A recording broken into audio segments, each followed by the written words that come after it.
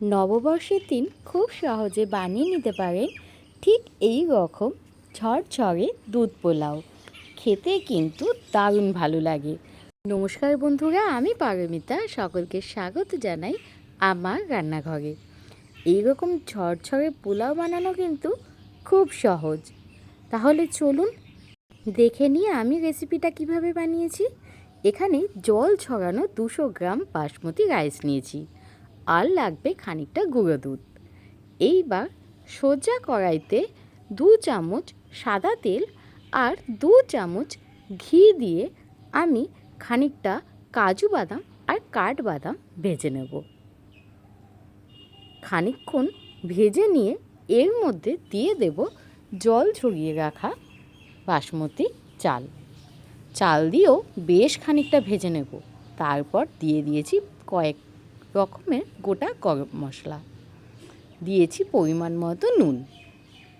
ব্যাস, সমস্ত কিছু উপকরণ দিয়ে আবার খানিকক্ষণ নেড়ে চেড়ে নিয়ে দিয়ে দিয়েছি ভেজে রাখা কাঠবাদাম, কাজু বাদাম আর কিশমিশ।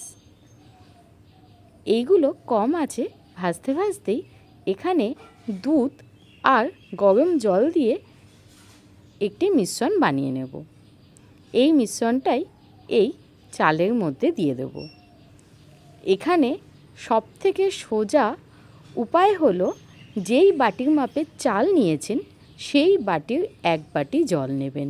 আর হ্যাঁ, চাল যখন ধোবেন তখন 1 ঘন্টা সাধারণ জলে ভিজিয়ে রাখবেন। তাহলেই পোলাও কিন্তু সুন্দর, চালগুলো নরমও হবে, ঝরঝরেও হবে। দিয়ে দিয়েছি খানিকটা চিনি আর পরিমাণ মতো ঘি।